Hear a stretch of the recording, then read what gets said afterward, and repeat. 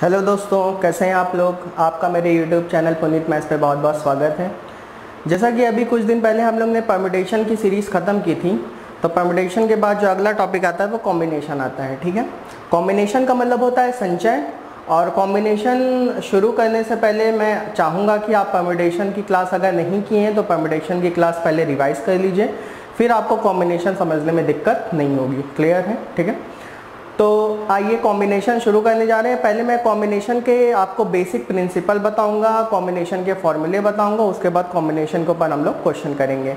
वैसे तो एग्जाम में कॉम्बिनेशन से रिलेटेड जल्दी क्वेश्चन नहीं आता है, क्लियर है, लेकिन हाँ कुछ कुछ एग्ज़ाम में जैसे मान लीजिए रेलवे हो गया, आपका बैंक हो गया, व्यापम हो गया, इन सब में कॉम्बिनेशन से रिलेटेड क्वेश्चन आते रहते हैं। अच्छा, एक खास बात कि अगर आपको कॉम्बिनेशन में प्रॉब्लम आ रही है तो फिर आपको प्रोबेबिलिटी में भी प्रॉब्लम आएगी, इसलिए क्योंकि कॉम्बिनेशन के बाद जो अगला टॉपिक चलता है वो प्रोबेबिलिटी चलता है, तो इसलिए कॉम्बिनेशन का जो वीडियो है उसको बहुत अच्छे से सीखिएगा। ठीक है, क्योंकि कॉम्बिनेशन के ही सारे कॉन्सेप्ट उठा के लग जाते हैं प्रोबेबिलिटी में। क्लियर है, प्रायिकता में लग जाते हैं। ठीक है, तो कॉम्बिनेशन के बाद जो अगली क्लास चलेगी हम लोग की वो प्रोबेबिलिटी की चलेगी, इसलिए कॉम्बिनेशन की क्लास बहुत अच्छे से आप लोग सीखिएगा। मैं आप लोग को एकदम बेसिक से शुरू करने जा रहा हूँ, बहुत अच्छे से समझाऊंगा, बस आप लोग पूरी वीडियो आराम से अच्छे से देखिए। क्लियर है, लेकिन क्लास शुरू करने से पहले वीडियो को शेयर कर दीजिए, वीडियो को लाइक कर दीजिए और चैनल को सब्सक्राइब कर दीजिए। और जो लोग घर में बैठ के अभी भी ये सोच रहे हैं कि अभी टाइम बहुत ज़्यादा है, पता नहीं कब सारी चीज़ें नॉर्मल होंगी, तो वो अपना टाइम केवल वेस्ट कर रहे हैं। तो अभी भी उनके पास समय है, घर में बैठ के पढ़ाई शुरू कर दीजिए और एग्ज़ाम होगा पक्का, क्योंकि नोटिफिकेशन आने लगे हैं। अभी बैंक का नोटिफिकेशन आया है, उसके अलावा आपका कांस्टेबल का भी नोटिफिकेशन आने वाला है। तो जो लोग ये सोच रहे हैं कि सारी चीज़ें नॉर्मल होने में अभी टाइम लगेगा, तो वो गलत सोच रहे हैं। एग्ज़ाम अपने समय पे होगा, तो इसलिए घर में बैठ के पढ़ाया जा रहा है, तो उसको अच्छे से चीज़ें पढ़ डालिए। क्लियर है? ठीक है, तो आइए आज की क्लास शुरू करते हैं। सबसे पहले हम लोग ये देखेंगे कॉम्बिनेशन होता क्या है। कॉम्बिनेशन का मतलब होता है बेटा संचय। क्या होता है? कॉम्बिनेशन का मतलब होता है संचय। संचय का मतलब क्या होता है? जैसे परम्यूटेशन में हम लोग ने अरेंजमेंट ऑफ द ऑब्जेक्ट देखा था। ठीक है, ऑब्जेक्ट्स का अरेंजमेंट देखा था, मतलब ऑब्जेक्ट्स को अरेंज कैसे किया था। क्लियर है? तो कॉम्बिनेशन में हम लोग सिलेक्शन देखते हैं। क्या देखते हैं? Selection of the objects. क्या देखते हैं?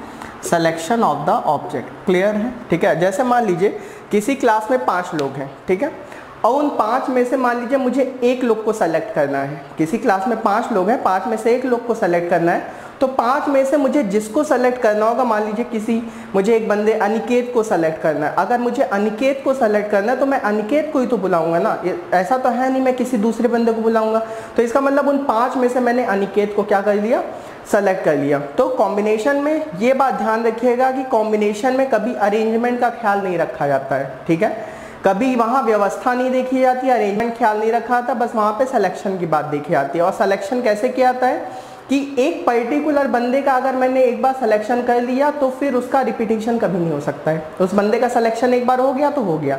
जैसे मान लीजिए 5 बंदे बैठे थे, 5 में से मैंने अनिकेत का सिलेक्शन कर लिया, तो वो अनिकेत का सिलेक्शन हो गया। अब उसी अनिकेत को सिलेक्शन को किस तरह से हम लोग कॉम्बिनेशन के रूप में देखते हैं, किस तरह से सेलेक्ट किया था, यही मैं आपको सिखाऊंगा। क्लियर है? ठीक है, तो सबसे पहले तो आप अपने दिमाग में यही बात रख लीजिए कि कॉम्बिनेशन का मतलब क्या होता है? Selection of the object. जहाँ पे सिलेक्शन की बात होती है वहाँ पे किसका कॉन्सेप्ट आएगा? कॉम्बिनेशन का कॉन्सेप्ट आएगा। क्लियर है सबको? ठीक है, तो पहली बात तो आपको यही ध्यान रखनी कि selection of the object is called combination. Clear है? जैसे मान लीजिए मैं एक एग्जांपल लेता हूँ, मेरे पास मान लीजिए अलग अलग तरीके के, जस्ट अ मिनट, मेरे पास जैसे मान लीजिए मैं फंडामेंटल प्रिंसिपल ऑफ काउंटिंग आपको बताने जा रहा हूँ।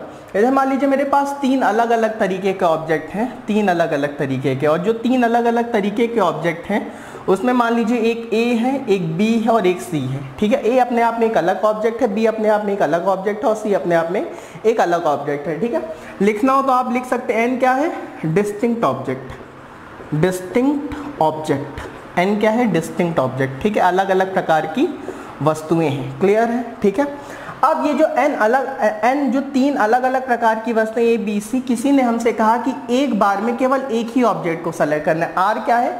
Take an object at a time, अगर लिखना है इसको लिख लीजिए, आर क्या है, take an object at a time, मतलब एक बार में ली गई वस्तुएं, take an object at a time, एक बार में ली गई वस्तुएं, ठीक है। आर क्या है, take an object at a time, ठीक है।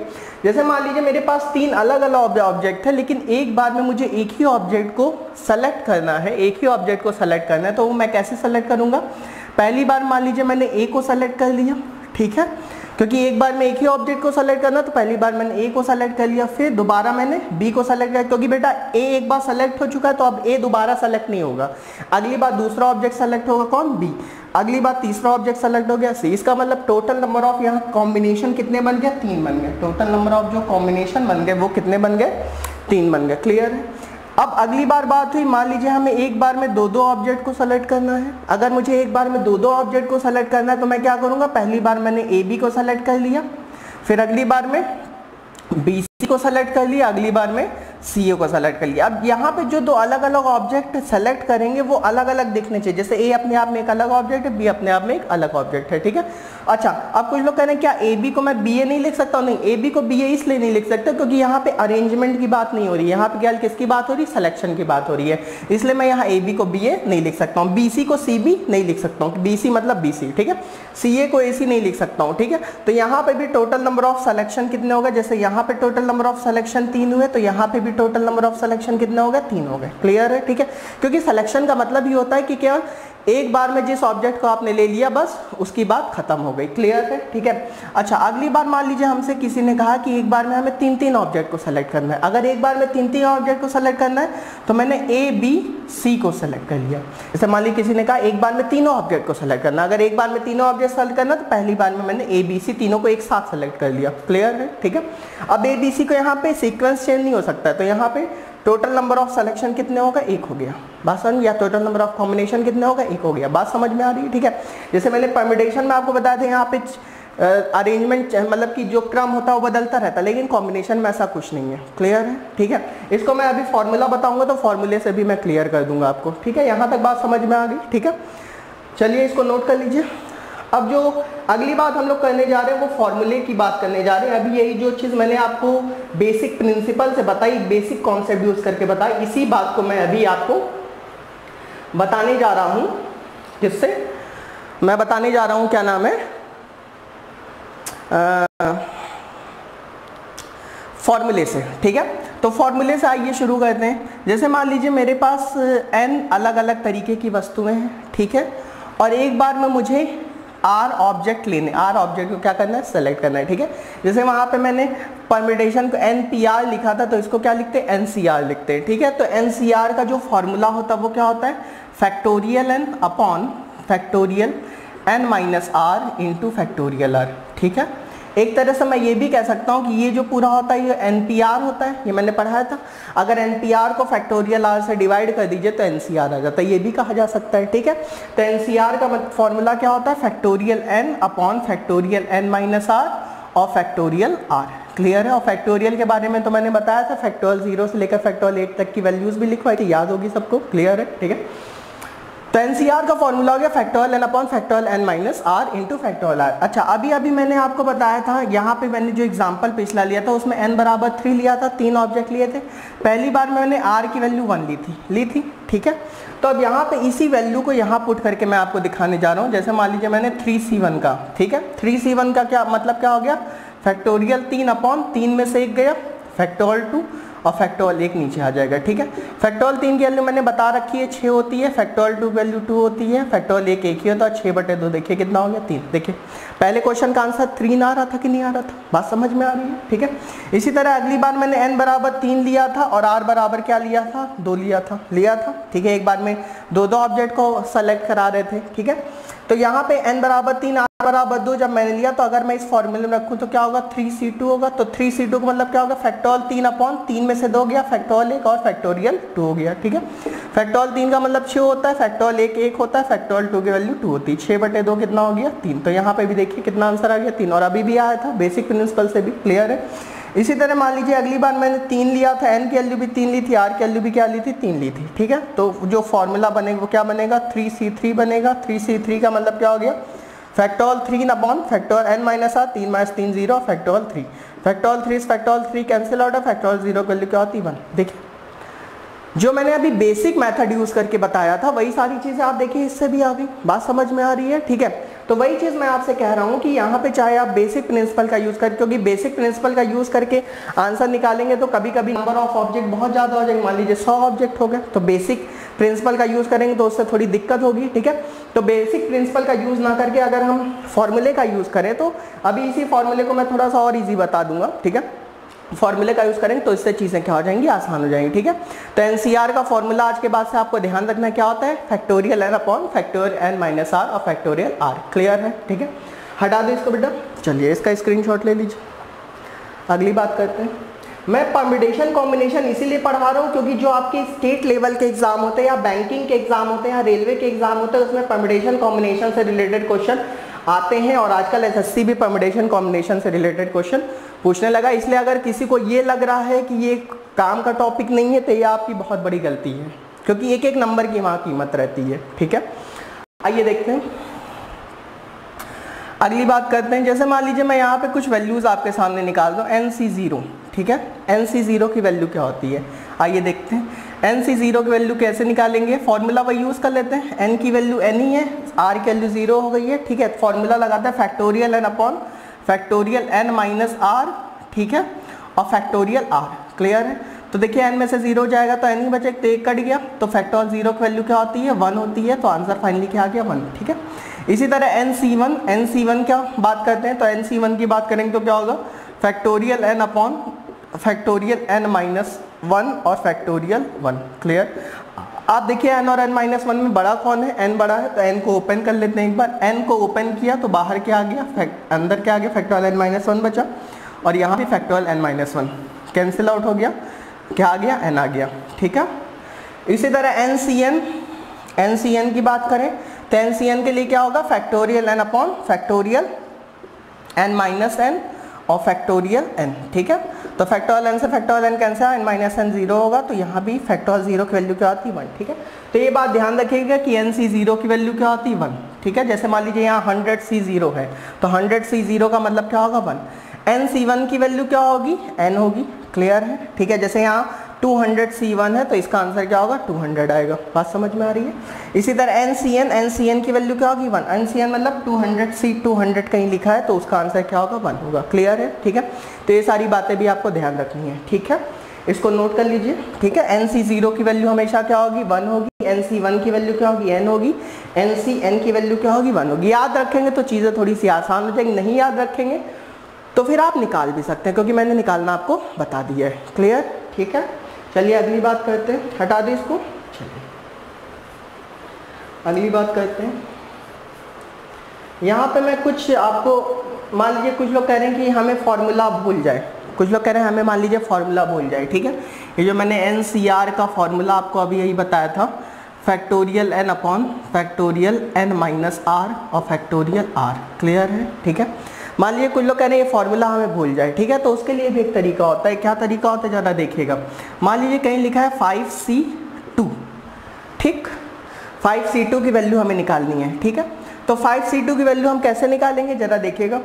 देखिए इसको करने के या तो दो तरीके, या तो आप इस फॉर्मूले में वैल्यू रख लीजिए तब भी आंसर आ जाएगा, अगर आपको नहीं रखना है तो आप उस एक तरीके से, जैसे मैंने NPR को नहीं कैलकुलेट करना बताया था कि जैसे यहाँ 5P2 होता तो मैं 5 को 2 बार डिक्रीजिंग ऑर्डर में लिख देता, बताया था ना।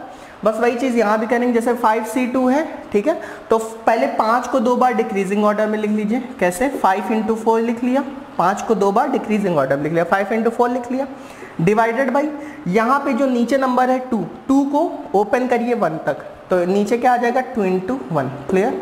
तो काटेंगे तो यहाँ 2 दूना 4, 5 दूना 10, तो आंसर क्या आ गया 10 आ गया। जैसे मान लीजिए 10C3 का ही लिखा है तो कैसे करेंगे, 10 को पहले 3 बार डिक्रीजिंग ऑर्डर में लिख लीजिए, कैसे 10 × 9 × 8 डिवाइडेड बाई यहाँ क्या हो जाएगा 3 × 2 × 1, क्लियर है बेटा, ठीक। तो यहाँ पे 3 × 9, 2 चौक 8, 4 × 12, 12 दाम में 120, आंसर क्या आ गया 120 आ गया, क्लियर है, ठीक है। जैसे मान लीजिए कहीं लिखा 11C4, तो 11C4 को कैसे ओपन करेंगे, 11C4 को 11 × 10 × पहले 11 को 4 बार डिक्रीजिंग ऑर्डर में लिख लीजिए, 11 × 10 × 9 × 8 डिवाइडेड बाई 4 इंटू 4 को 1 तक लीजिए, 4 इंटू 3 इंटू 2 इंटू 1, इसको कैलकुलेट कर लेंगे, आंसर आ जाएगा। क्लियर है सबको? ठीक है। तो मान लीजिए अगर आपको एनसीआर का फॉर्मूला नहीं यूज करना है तो आप इस तरह से भी कर सकते हैं। ठीक है। तो एनसीआर का जो फॉर्मूला होता है वो क्या होता है, factorial n upon factorial n minus r और फैक्टोरियल r। क्लियर है? ठीक है। तो इसको मैंने इस तरह से भी करके आपको दिखा दिया, बिना फॉर्मूले के यूज करके भी आप इस चीज़ों को सॉल्व कर सकते हैं। क्लियर है? ठीक है। चलिए एक और कॉन्सेप्ट आपको बता दे रहा हूँ, इसको नोट कर लीजिएगा। जहाँ पे भी किसी को ना समझ में आए तो एक बार वीडियो पीछे बार बार बैक करके देखेंगे तो आपको चीज़ें समझ में आने लगेंगी। कोई इतनी कठिन बात मैं नहीं कर रहा हूँ। क्लियर है? ठीक है। देखिए एक फॉर्मूला बेटा होता है एनसीआर, ये परम्यूटेशन में फॉर्मूला नहीं लगता है जो मैं बता रहा हूँ। ठीक है। कैल कहाँ लगता है? कॉम्बिनेशन में। क्लियर है? ठीक है। फॉर्मूला होता है nCr is equal to nCn minus r. ठीक है। जो एनसीआर की वैल्यू होती है वह एनसीएन माइनस आर के क्या होती है? बराबर होती है। क्लियर है? ठीक है। ये बात ध्यान रखिएगा। लेकिन इस फॉर्मूले का यूज कहाँ करना है ये सुन लीजिए। देखिए इस फॉर्मूले का कहाँ यूज करना है ये मैं आपको यहाँ लिख दे रहा हूँ।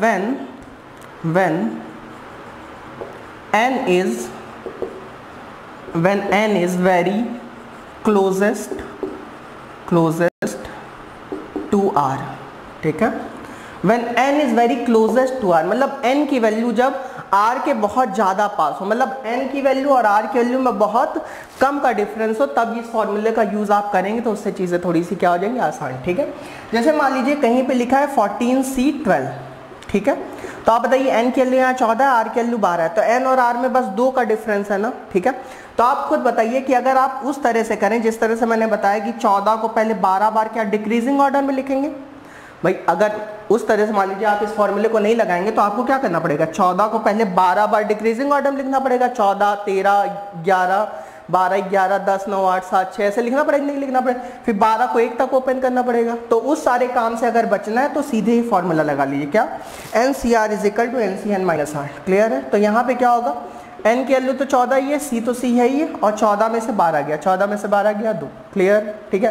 तो 14C2 को ओपन सब लोग कर सकते हैं। 14 को 2 बार डिक्रीजिंग ऑर्डर में लिख लिए, क्या होगा? 14 इंटू 13 डिवाइडेड बाई नीचे क्या होगा? 2 इंटू 1, 2 7 14 13 7 91, आंसर क्या आ जाएगा? 91। देख रहे हैं? ठीक है।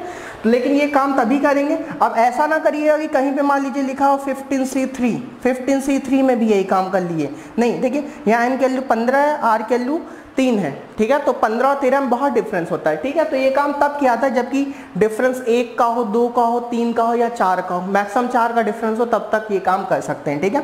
जैसे मान लीजिए यहीं भी लिखा होता 15C13 लिखा होता। ठीक है। तब मैं ये काम कर लेता, क्या? क्योंकि n की वैल्यू 15 है, r की वैल्यू 13 है, तो n और r में बहुत कम का डिफरेंस है, तो यहाँ पे मैं ये काम कर सकता हूँ। तो यहाँ क्या होगा? n तो 15 है, ये c 15 में से 13 गया 2। ठीक है। 15C2, तो 15C2 तो करेंगे तो 15 गुणे 14, 15 को पहले 2 बार डिक्रीजिंग लिख लिया, डिवाइडेड बाई 2 इंटू 1, तो 2 7 14 15 7 105, तो आंसर क्या आ जाएगा? 105 आ जाएगा। बात समझ में आ रही जो मैं कह रहा हूँ? क्लियर है सबको? ठीक है। तो एनसीआर बराबर एनसीएन माइनस आर का यूज कब करेंगे? जबकि n और r में बहुत कम का डिफरेंस होगा। ठीक है। n is very closest to r हो जाए तब एनसीआर बराबर एनसीएन माइनस आर हो जाता है। क्लियर है? ठीक है। चलिए तो अच्छा, एक बात मैं लास्ट में आपको एक और बात बता दे रहा हूँ। ठीक है। फिर हम लोग बात करेंगे अगली। जैसे बहुत सारे लोग को एंड में और में कंफ्यूजन रहता है। ठीक है। देखिए कभी भी एंड कहीं लिखा है तो उसका मतलब होता है इनटू, इनटू आपको करना, और कहीं लिखा रहे तो उसका मतलब होता है प्लस। ठीक है। बात समझ में आ रही है?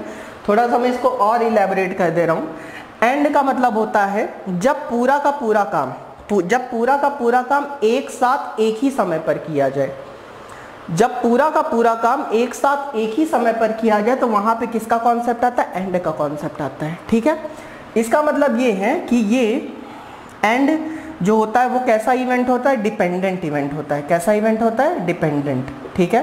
क्योंकि जब पूरा का पूरा काम एक साथ एक ही समय पर किया जाएगा तो वो डिपेंडेंट इवेंट होगा, क्योंकि एक काम दूसरे काम पे डिपेंड कर रहा है, तभी पूरा का पूरा काम एक साथ एक ही समय पर किया जा रहा है। तो जहाँ पे डिपेंडेंट इवेंट की बात होती है वहाँ पे भी क्या होता है? इनटू होता है। क्योंकि कभी कभी क्वेश्चन में क्या होगा?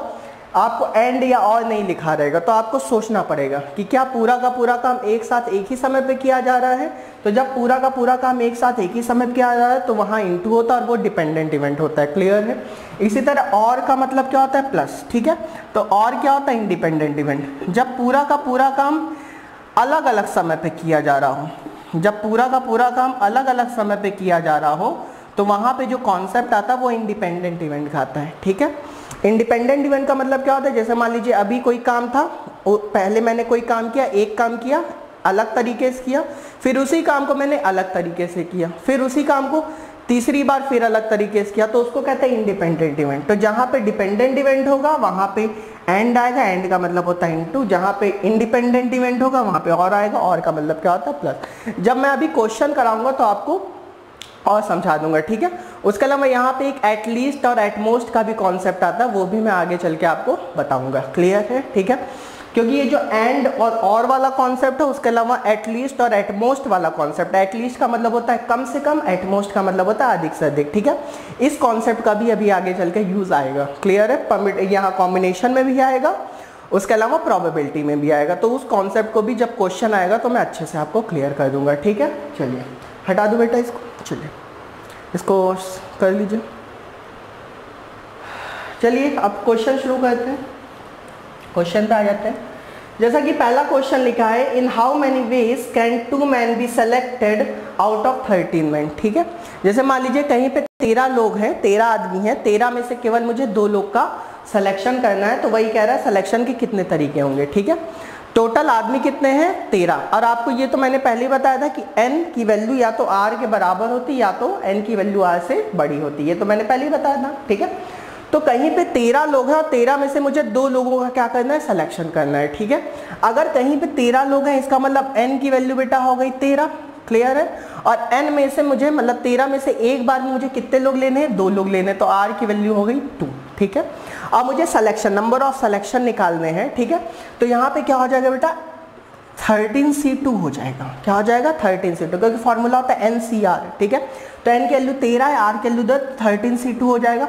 13C2 को अभी मैंने ओपन करना बताया है कैसे। 13 को पहले 2 बार डिक्रीजिंग ऑर्डर में लिख लीजिए तो क्या होगा, 13 × 12 होगा। ठीक है, और यहाँ 2 को 1 तक लिए तो 2 × क्या होगा, 1 होगा। ठीक है, 2 छंग 12 हो गया, 2 छंग क्या हो गया 12, और 13 छंग क्या हो गया 78 हो गया। तो फाइनली इस क्वेश्चन का आंसर क्या आ जाएगा, 78 आ जाएगा। बात समझ में आ रही है। ठीक है, तो कहीं पे 13 लोग हैं और 13 में से 2 लोग का सिलेक्शन करना है, तो उस सिलेक्शन के कितने तरीके होंगे, 78 तरीकों से उसको सेलेक्ट किया जा सकता है। समझ गए। ठीक है, चलिए अगला क्वेश्चन देखते हैं। अगले क्वेश्चन में कह रहा है, there are 10 people in a party, if each one shakes hand with the other exactly one, find the total number of handshakes. ठीक है, क्वेश्चन में कह रहा है किसी पार्टी में 10 लोग हैं, प्रत्येक बंदा हर दूसरे बंदे से केवल एक बार हाथ मिलाता है, तो कितनी बार हाथ मिलाया गया। किसी पार्टी में 10 लोग हैं, प्रत्येक बंदा हर दूसरे बंदे से केवल एक बार हाथ मिलाता है, तो हाथ कितनी बार मिलाया गया। ठीक है, ये आपसे कहा जा रहा है। ठीक है, अच्छा आप थोड़ा सा मैं आपको देखता हूँ, ध्यान से सुनिएगा। सबसे पहले पार्टी में 10 लोग हैं, इसका मतलब n की वैल्यू तो 10 हो गई। ठीक है, अब r की वैल्यू में डाउट है। क्लियर है, अब जरा आप बताइएगा, जब आप किसी से हाथ मिलाते तो कैसे हाथ मिलाते हैं, एक आपका हाथ जाता है और एक हाथ सामने वाले का आता है। तो इसका मतलब जब किसी से एक बार आप हैंड शेक करते हैं तो उस समय कितने हाथों की जरूरत पड़ती है, 2 हाथों की। कैसे, एक आपका हाथ रहता है और एक सामने वाले का हाथ रहता है। इसका मतलब एक बार में हैंड शेक करने के लिए 2 हाथों की जरूरत पड़ती है। इसका मतलब एक बार हैंड शेक करते समय कितने हाथों का सिलेक्शन किया गया, 2 हाथों का। क्लियर है, इसका मतलब यहाँ पे r की वैल्यू क्या होगी, 2 होगी। बात समझ में आ रही है। अब ऐसा ना करिएगा कि पापा लोग कभी कभी पार्टी में जाते हैं तो बहुत पुराने दोस्त लोग मिल जाते हैं तो पूरा ऐसे हाथ मिलाने लगते, ऐसे हाथ नहीं मिलाना है। क्लियर है। ठीक है, आपको कैसे हाथ मिलाना है कि यहाँ पे n की वैल्यू 10 है, r की वैल्यू 2 है, तो क्योंकि जो नॉर्मली प्रोफेशनल टाइप से हैंडशेक होता है वो ऐसे ही होता है कि एक हाथ आपका जाता है, एक सामने वाले का आता है, तो हैंडशेक हो जाता है। ठीक है, तो 13 में से अगर 2 लोगों का हमें हैंडशेक करा, मतलब कि हैंडशेक नंबर ऑफ हैंडशेक निकालने, तो एक बार में अगर कोई भी हैंडशेक करेगा तो उसमें 2 हाथों की जरूरत पड़ेगी। ठीक है, तो 10 में से 2 हाथों की जरूरत पड़ी एक बार हैंडशेक करने में। ठीक है, तो नंबर ऑफ अगर मुझे हैंडशेक निकालने हैं, नंबर ऑफ हैंडशेक निकालने हैं, ठीक है, कि आखिर पार्टी में कितनी बार हैंडशेक किया गया, तो मैं कैसे निकालूंगा 10C2। क्लियर है, ठीक है। कैसे गिनेगा 10C2। 10C2 का मतलब क्या हो गया, n की वैल्यू तो 10 ही है, r की वैल्यू 2 है, मतलब 10 को 2 बार डिक्रीजिंग ऑर्डर लिख ले तो 10 × 9 होगा डिवाइडेड बाई 2 × 1 होगा, ठीक है। तो 2 पंचे 10, 9 पचे 45। तो फाइनली इस क्वेश्चन का आंसर क्या आ गया 45 आ गया। बात समझ में आ रही है, ठीक है, क्लियर है सबको, ठीक है। चलिए अगला क्वेश्चन भी लगभग वैसा ही है, देखते हैं। कह रहा है if number of handshakes is equal to 66। इस बार नंबर ऑफ हैंडशेक्स आपको दिए गए हैं, नंबर ऑफ पीपल बताने हैं, ठीक है। मान लीजिए पार्टी में जो नंबर ऑफ पीपल है, नंबर ऑफ पीपल है मतलब मान लीजिए पार्टी में जो लोग आए हैं वो मान लीजिए n लोग आए हैं। कितने लोग आए, n लोग आए हैं, ठीक है। और एक बार हाथ मिलाने में कितने हाथों की जरूरत पड़ेगी, 2 हाथों की जरूरत पड़ेगी, ठीक है। तो अगर मुझे नंबर ऑफ हैंडशेक्स निकालना है तो मैं कैसे निकालूंगा, NC2 करके निकालूंगा, ठीक है। और NC2 की वैल्यू देखिए इस बार दी गई है 66 दी गई है, ठीक है। तो NC2 इज इक्वल टू 66 हो जाएगा, क्लियर है, ठीक है। अब NC2 को ओपन कर सकते हैं, n को पहले 2 बार डिक्रीजिंग ऑर्डर लिख लिए, कैसे, n एक कम किया तो n-1 भाई, फॉर्मूला भी आप लगाएंगे तो factorial n upon factorial n-2 और फैक्टोरियल 2 होगा, ठीक है। तो यहाँ पे सीधे करिए ना कि n को 2 बार डिक्रीजिंग ऑर्डर लिखिए, अगर डिक्रीजिंग ऑर्डर लिखे तो पहली बार n आ गया, फिर n में से एक कम हो गया तो n-1 आएगा ना, ठीक है। और डिवाइडेड बाई यहाँ क्या होगा 2 × 1 होगा, क्लियर है, इज इक्वल टू 66। बात समझ में आ रही है। इसको ब्रैकेट ओपन कर लीजिए तो क्या होगा, n² minus n is equal to 132, ठीक है। तो n² minus n minus 132 is equal to 0। बात समझ में आई, ठीक है। यहाँ पे अब क्वाड्रेटिक इक्वेशन बन गई है, इसको सॉल्व करते हैं। 132 को 1 से गुणा करेंगे 132 आएगा, फैक्टर होंगे 12 11, ठीक है। तो n² minus 12n plus 11n minus 132 is equal to 0। इसमें से n कॉमन ले लिया तो n-12 आ गया, क्लियर, प्लस 11 कॉमन ले लिया n-12 आ गया, क्लियर है, इज इक्वल टू 0। तो n इज इक्वल टू क्या आ गया 12 और माइनस 11, ठीक है। तो नंबर ऑफ पीपल कहीं माइनस में तो हो नहीं सकता, तो n की वैल्यू क्या होगी 12 होगी, ठीक है। मतलब उस पार्टी में टोटल कितने लोग हैं, 12 लोग हैं। बात समझ में आ रही है, कहने का तरीका वही था, ठीक है। चलिए इसका स्क्रीनशॉट ले लीजिए, अगला क्वेश्चन देखते हैं। अगले क्वेश्चन में कह रहा है out of 17 players there are 5 bowlers, find the number of ways of selecting a team of 11 players which has 2 bowlers, ठीक है।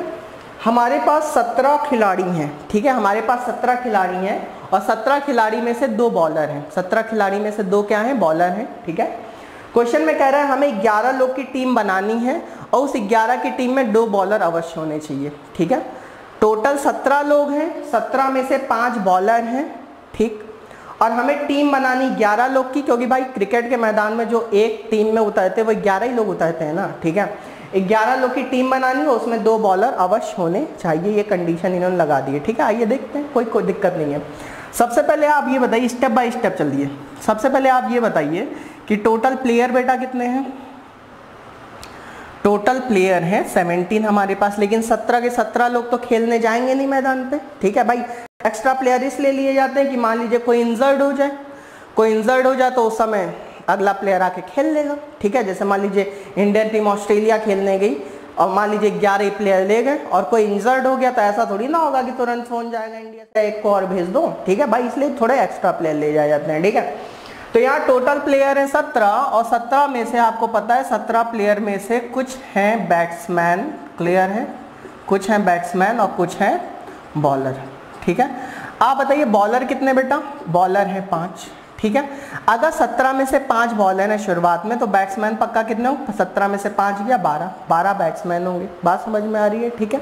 अच्छा अब एक बात बताइए, आपको टीम कितने की बनानी है, टीम बनानी है बेटा 11 की। कितने की बनानी, 11 की बनानी है ना, ठीक है। जो टीम बनानी 11 की बनानी है, ठीक है।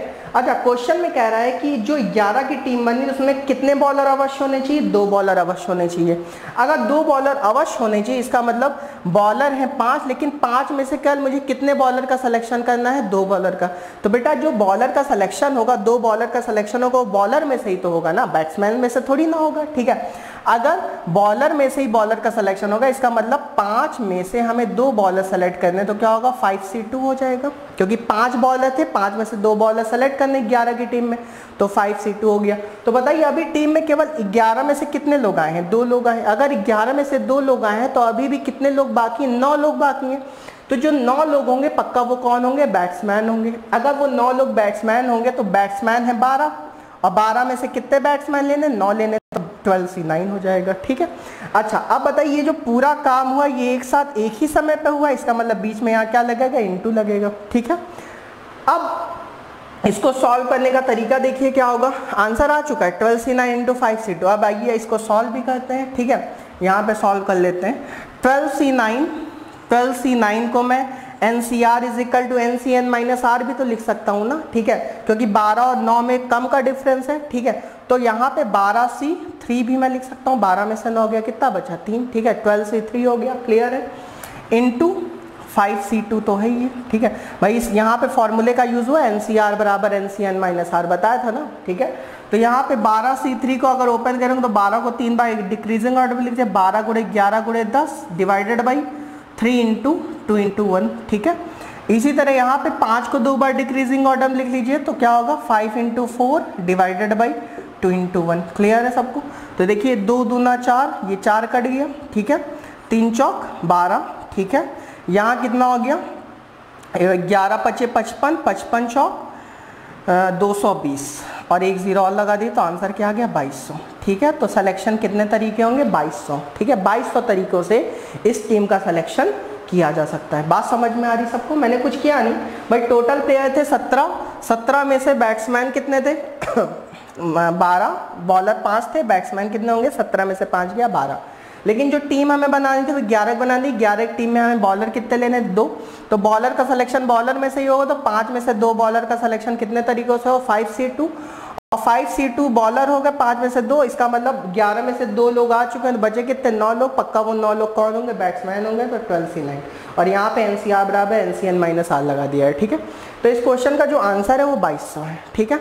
अच्छा अब कुछ लोग ये कह रहे हैं कि ये आपने कैसे जाना कि यहाँ इंटू लगा है। बेटा कभी भी किसी टीम का चयन किया था तो वो एक ही साथ तो किया था ना, बॉलर बैट्समैन सब एक ही साथ आते हैं, तो ये काम एक बार में एक ही तरीके से किया जा रहा है, इसका मतलब ये डिपेंडेंट इवेंट है, इसलिए यहाँ पे क्या लगा इंटू। अच्छा यहीं पे मान लीजिए ये कह दिया जाता कि जो 11 की टीम बननी है, जो 11 की टीम बननी है उसमें मान लीजिए 4 बॉलर होंगे। कितने बॉलर होंगे, 4 बॉलर होंगे। अगली बार मान लीजिए कोई बंदा पहली बार में ऐसे कह देता सिलेक्शन करने के लिए, वहीं पे अगली बार कोई बंदा बैठा होता कह देता नहीं भाई 4 बॉलर होने चाहिए, तो क्या मैं कहता 5C4 कह देता। कितना क्या कह देता बेटा, 5C4 कह देता। अब 11 में से 4 बॉलर आ चुके, बचे कितने 7, तो यहाँ पे क्या होता 12C7 आ जाता। बात समझ में आ रही है। और यहाँ पे क्या लगता है इंटू। लेकिन फिर अब देखिए या इस वाले में और इस वाले में क्या लगता है, यहाँ प्लस साइन लगता है। क्यों, क्योंकि ये काम अलग तरीके से अलग समय पे किया गया और ये काम अलग तरीके से अलग समय पे किया गया, तो इस वजह से ये दोनों काम अलग अलग तरीके से अलग अलग समय किए गए। इसका मतलब ये दोनों काम आपस में, ये दोनों तो आपस में डिपेंडेंट इवेंट है, ये भी डिपेंडेंट, लेकिन ये दोनों अलग अलग कैसे इंडिपेंडेंट है, इसलिए यहाँ पे क्या लग जाएगा, प्लस लग जाएगा। बात समझ में आ रही है सबको, क्लियर है सबको। ठीक है, चलिए अगला क्वेश्चन देखते हैं। क्वेश्चन समझ में आ जाए, कोई इतनी बड़ी बात नहीं है। ठीक है, अगला देखते हैं। अगले क्वेश्चन में कह रहा है question has 2 parts, part A and part B, each containing 8 questions. If the students has choose 6 from part A and 5 questions from part B, in how many ways can he choose the question. ठीक है, किसी question paper में 2 part हैं, part A और part B. ठीक है, part A में भी 8 क्वेश्चन है, पार्ट बी में भी 8 क्वेश्चन है। एक स्टूडेंट है जिसने पार्ट ए में से 6 क्वेश्चन चूज करने हैं और पार्ट बी में से 5 क्वेश्चन चूज करने हैं, तो आखिर सिलेक्शन के क्या तरीके होंगे। ये भी आसान तरीका है।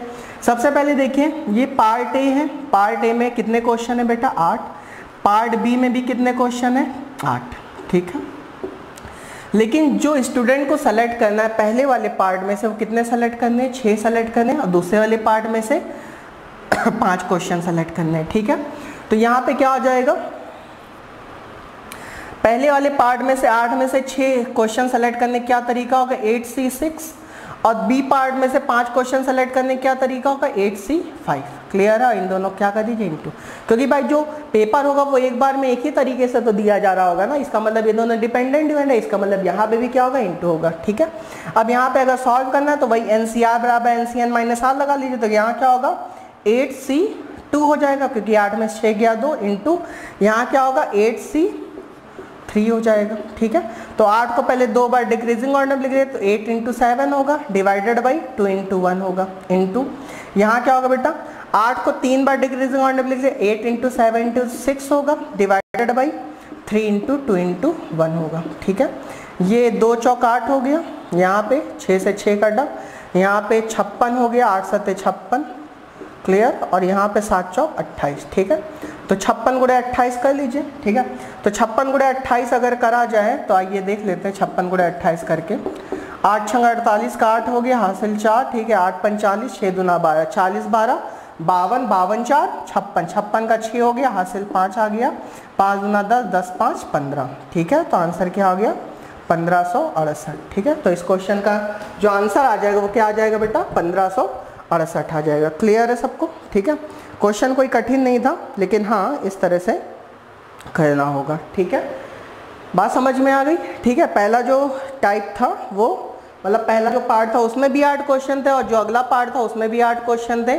तो 8 में से पहले पार्ट में 6 क्वेश्चन सेलेक्ट करने, तो 8C6 हो गया, अगला का 8C5 हो गया। सॉल्व कर लीजिए, आंसर आ जाएगा। ठीक है, चलिए अगला क्वेश्चन देखते हैं। कह रहा है in how many different ways can a committee of 4 boys and 3 girls can be appointed from 6 boys and 8 girls. ठीक है, हमारे पास लड़के कितने हैं, लड़के हैं हमारे पास, लड़के हैं 6 लड़के हैं, टोटल 6 हैं। क्वेश्चन में कह रहा है 6 लड़के और 8 लड़कियों से एक कमिटी बनानी है, और उस कमेटी में 4 लड़के और 3 लड़कियां होनी चाहिए, ये क्वेश्चन में कह रहा है। ठीक है, तो शुरुआत में लड़के हमारे पास 6 हैं, और गर्ल्स कितनी है बेटा, गर्ल्स हैं 8। ठीक है, लेकिन पहली बार में जो 6 लड़के हैं, 6 में से हमें कल कितने लड़के लेने हैं, 4 लड़के लेने हैं, और जब लड़कियां 8 हैं, 8 में से लड़कियां कितनी लेनी है, 3 लड़कियां लेनी है। ठीक है, अगर 6 में से 4 लड़के लेने हैं तो क्या होगा 6C4 होगा। बात समझ में आ रही है भाई, 6 में से 4 लड़के लेने हैं तो क्या होगा 6C4 होगा। ठीक है, और 8 में से 3 लड़कियां लेनी है तो 8C3 हो जाए, क्योंकि ये कमिटी कभी भी देखिए कोई कमिटी बनती है, कोई टीम बनती है, वो सारे काम एक तरीके से एक ही समय पे होते हैं। ठीक है, तो उन सब में बीच में इंटू ही लगना होता है। क्लियर है। ठीक है, तो यहाँ 6C4 का मतलब क्या हो गया, वही पहले NCR बराबर NCN माइनस R लगा लीजिए, तो क्या होगा यहाँ 6C2 लिख सकता हूँ, इंटू 8C3 होगा। ठीक है, 6 को 2 बार डिक्रीजिंग ऑर्डर लिखे, क्या होगा 6 इंटू 5 डिवाइडेड बाई 2 इंटू 1, और यहाँ पे क्या होगा 8 को 3 बार डिक्रीजिंग ऑर्डर लिखे, 8 इंटू 7 इंटू 6 होगा, डिवाइडेड बाई 3 इंटू 2 इंटू 1 होगा। ठीक है, तो ये कट गया, यहाँ पे ये कट गया, 5 3 15 और गुड़े 8 सत्ते 56, 15 6 90, 90 का 0 हासिल 9। ठीक है, 15 पचे 75, 75 में 9 जोड़िए कितना आएगा 84। क्लियर है, तो आंसर क्या आ जाएगा 840 आ जाएगा। बात समझ में आ रही है। ठीक है, तो इस क्वेश्चन का जो फाइनली आंसर आ जाएगा वो क्या आ जाएगा 840। क्लियर है सबको। ठीक है, आसानी क्वेश्चन है। अगला क्वेश्चन देखते हैं। अब अगले क्वेश्चन थोड़े से ठीक क्वेश्चन है। देखिए 3 लगातार क्वेश्चन एक जैसे, बस ये बाद लास्ट में क्वेश्चन चेंज होता रहेगा। ठीक है, आइए देखते हैं। जैसा कि अगला क्वेश्चन है, कह रहा है a committee of 3 members is to be formed out of 5 males and 4 females. Find how many committee can be formed consisting of 2 male and 1 female in the committee. ठीक है, क्वेश्चन में कह रहा है 3 मेंबर की एक कमिटी बनानी है, 3 मेंबर की एक कमिटी बनानी है।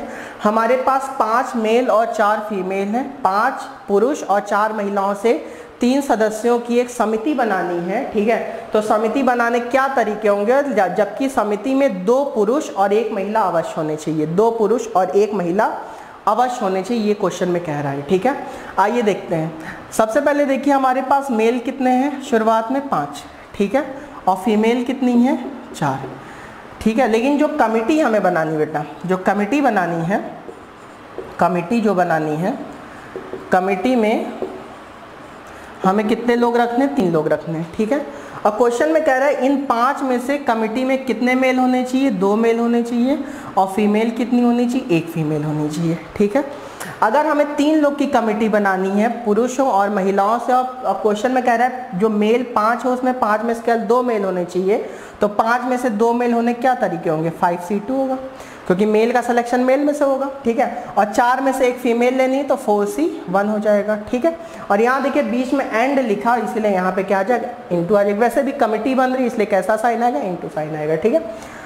तो 5C2 का मतलब क्या हो गया, 5 को 2 बार डिक्रीजिंग ऑर्डर में लिखिए तो 5 × 4 होगा, डिवाइडेड बाई 2 × 1 होगा, क्लियर, इंटू 4C1 का मतलब 4 को 1 बार डिक्रीजिंग ऑर्डर में लेके 4 ही आएगा, और 1 का नीचे 1 है। 4C1 के लिए वैसे भी 4 ही होती है, क्लियर है। तो 2 दूना 4 हो गया, 5 चौक 20, 20 दूना 40। तो फाइनली इस क्वेश्चन का आंसर क्या आ गया, 40 आ गया। बात समझ में आ रही है सबको, ठीक है। तो इस क्वेश्चन का आंसर आ जाएगा 40, ठीक है। चलो हटा दूँ, अगला क्वेश्चन आइए देखते हैं, हटा दिया जाए। अगले क्वेश्चन में कह रहा है a committee of 3 members is to be formed out of 5 males and 4 females. Find how many committee can be formed consisting of none female in the committee, ठीक है। वही क्वेश्चन वही है कि हमारे पास अभी भी मेल कितने हैं बेटा, 5 हैं, फीमेल कितनी हैं, 4 हैं, और अभी भी कमिटी कितने लोग की बनानी है, 3 लोग की बनानी है। और क्वेश्चन में कह रहा है कमेटी में इस बार कोई फीमेल नहीं होनी चाहिए, नन का मतलब कोई भी नहीं, फीमेल होनी नहीं चाहिए, ठीक है। अगर भाई कमेटी में फीमेल नहीं होनी चाहिए तो फीमेल को काट दीजिए, ठीक है। अगर कमेटी में फीमेल नहीं होनी चाहिए इसका मतलब सारे के सारे मेल होने चाहिए, अगर सारे के सारे मेल होने चाहिए तो मेल है 5 और 5 में से 3 मेल होने चाहिए, तो क्या होगा 5C3 हो जाएगा। सीधी सी बात है, none female in the committee मतलब क्या होगा, 5 में से तीनों मेल होने चाहिए, ठीक है। तो 5C3 को कर लीजिए, क्या होगा, 5 को 3 बार डिक्रीजिंग ऑर्डर में लिख लीजिए तो क्या होगा 5 × 4 × 3 डिवाइडेड बाई 3 × 2 × 1, या इसको 5C2 भी लिख सकते हैं, NCR बराबर NCn-8, ठीक है। तो 3 से 3 कटा, 2 दूना 4, तो 5 दूना 10। तो फाइनली इस क्वेश्चन का आंसर क्या आ गया, 10 आ गया। बात समझ में आ रही है, ठीक है, हो जाएगा। चलिए अगला क्वेश्चन देखते हैं। अगला क्वेश्चन भी अच्छा क्वेश्चन है। क्वेश्चन में कह रहा है a committee of 3 members is to be formed out of 5 male and 4 females. Find how many committee can be formed consisting of at least 1 female in the committee, ठीक है। इस बार भी हमारे पास मेल कितने हैं बेटा, 5 हैं, फीमेल कितनी हैं, 4 हैं, मेल है 5, फीमेल है 4।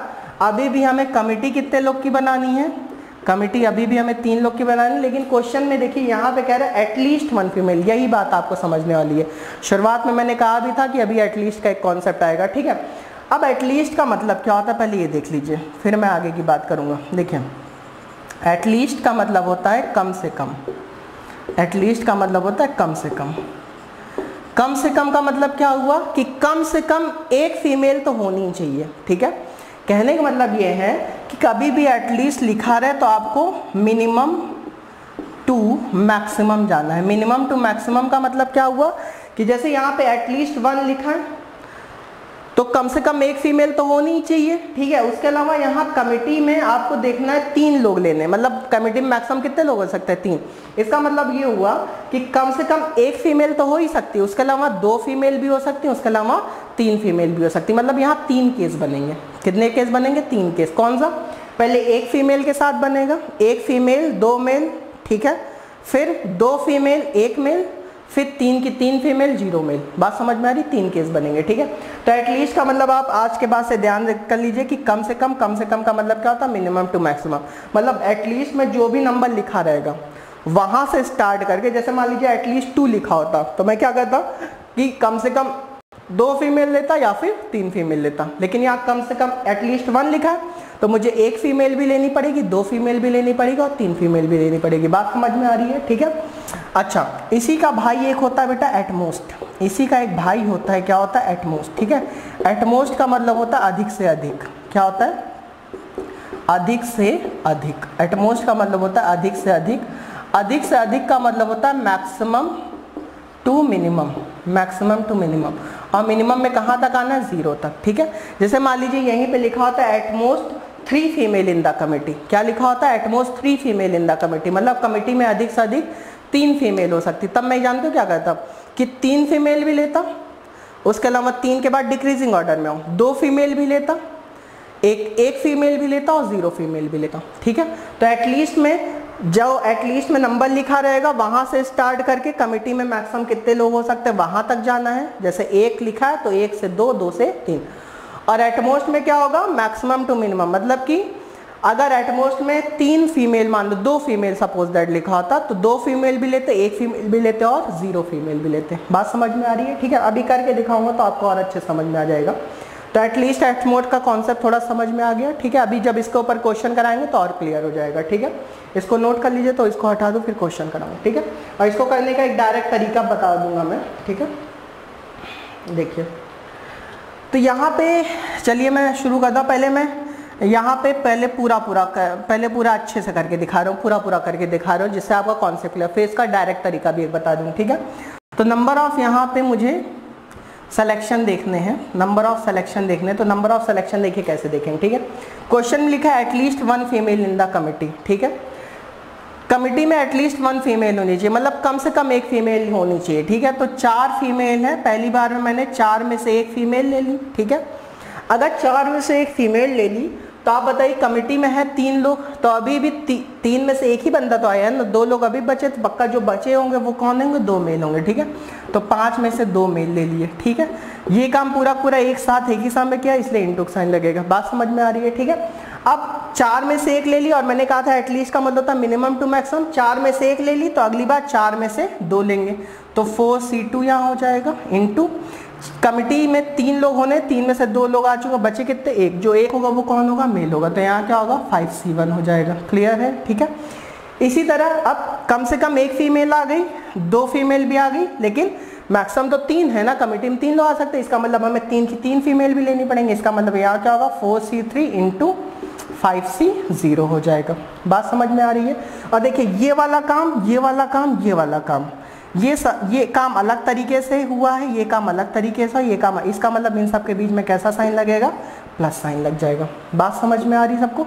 यही चीज मैं कह रहा था। अब ये देखिए यहाँ पे कैसा इवेंट आ गया, ये आपस में तो डिपेंडेंट इवेंट है, ये भी डिपेंडेंट इवेंट है, ये भी डिपेंडेंट, लेकिन ये तीनों अलग अलग कैसे हैं, इंडिपेंडेंट इवेंट है। बात समझ में आ रही है? ठीक है, तो एटलीस्ट 1 का मतलब समझ में आया कि 4 में से 1 फीमेल ले ली, तो 3 में से 1 लोग आ, जो बचे 2, तो जो 2 होंगे वो कौन होंगे, मेल होंगे। ठीक है, 4 में से 2 लोग को ले लिया, बचा कितना, 1, तो 5C1 हो गया। ठीक है, 4 में से तीनों ले ली तो बचा 0, 5C0 हो गया। ठीक है, इसको सॉल्व भी किया जा सकता है, सॉल्व करना था, ये सॉल्व कर दे। 4 को एक बार डिक्रीजिंग ऑर्डर में लिखेंगे तो क्या होगा, 4 ही होगा। ठीक है, 4C1 के लिए वैसे 4 ही होती है।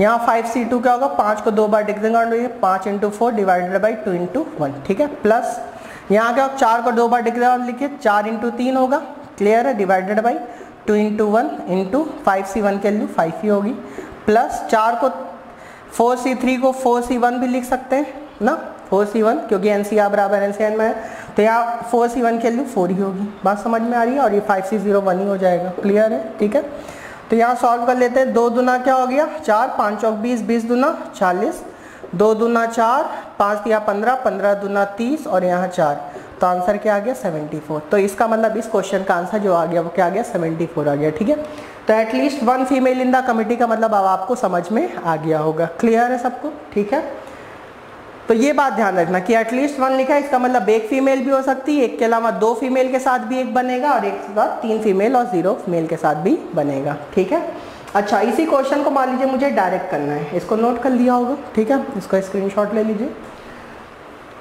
अगर मान लीजिए मुझे इसी क्वेश्चन को डायरेक्ट करना है, तो डायरेक्ट करने के लिए आपको ये बात ध्यान रखना पड़ेगा कि यहाँ पे ये फॉर्मूला ध्यान रखना पड़ेगा, क्या, कि टोटल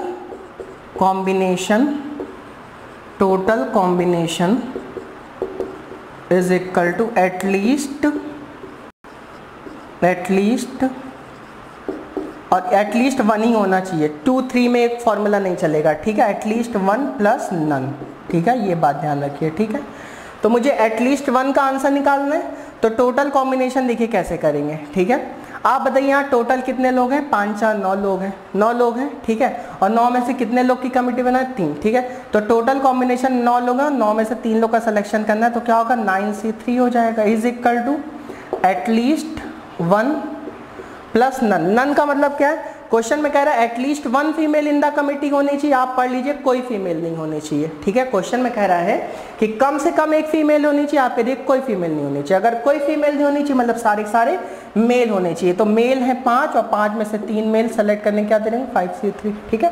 तो 9C3 को आइए देख लेते हैं क्या होगा, 9 × 8 × 7 डिवाइडेड बाई 3 × 2 × 1, ठीक है, माइनस यहाँ क्या होगा 5 × 4 × 3 डिवाइडेड बाई 3 × 2 × 1, ठीक है, और इज इक्वल टू एटलीस्ट 1, ठीक है। तो यहाँ 3 × 3 = 9, 2 चौक 8, यहाँ पे 3 से 3 कटा, 2 दूना 4, यहाँ पे 4 × 3 = 12, 12 से 84, और 84 में से 10 गया कितना आ गया 74। तो देखिए आ गया एटलीस्ट का आंसर। लेकिन ये फॉर्मूला कब लगेगा, जबकि एटलीस्ट 1 की बात होगी। बात समझ में आ रही है, ठीक है। तो एटलीस्ट 1 का केस समझ में आ गया। या तो आप उस तरीके से कर लीजिए जो मैंने तरीका बताया था, वो तरीका इसलिए बताया क्योंकि कभी कभी एटलीस्ट 1 नहीं लिखा रहता है, एटलीस्ट 2 लिखा रहता है, तब वही तरीका अपनाना पड़ेगा। लेकिन मान लीजिए अगर एटलीस्ट 1 लिखा है तो आपको फिर ये तरीका भी चलेगा। क्लियर है, ठीक है। इसको नोट कर लीजिए, फॉर्मूला बस याद रखिएगा, टोटल कॉम्बिनेशन इसका एटलीस्ट 1 + 10, ठीक है। चलिए अगला क्वेश्चन देखते हैं, हटा दो। चलिए अगले क्वेश्चन में कह रहा है find the number of different words that can be formed from 15 consonants and 5 vowels by taking 2 consonants 3 vowels in each word, ठीक है। क्वेश्चन में कह रहा है कि हमें 15 कॉन्सोनेंट्स और 5 वॉवेल्स की हेल्प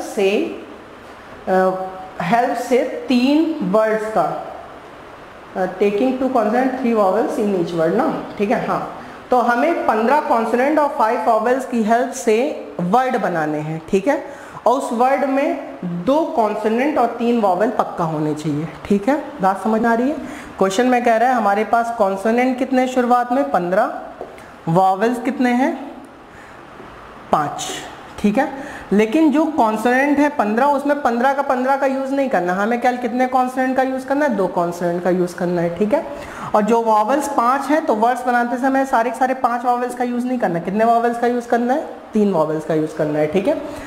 तो आप बताइए 15 में से अगर 2 कॉन्सोनेंट्स को सेलेक्ट करना है तो कैसे सेलेक्ट करेंगे 15C2, ठीक है। और 5 में से 3 वॉवेल्स को सेलेक्ट करना है तो कैसे सेलेक्ट कर लेंगे 5C3। क्वेश्चन में यही कह रहा था कि भाई हमारे पास 15 कॉन्सोनेंट्स है 5 वॉवेल्स हैं, लेकिन 15 कॉन्सोनेंट में से हमें 2 कॉन्सोनेंट लेने हैं और 5 वॉवेल्स में से हमें 3 वॉवेल्स लेने हैं, ठीक है। तो उनकी हेल्प से मुझे वर्ड बनाने हैं, ठीक है।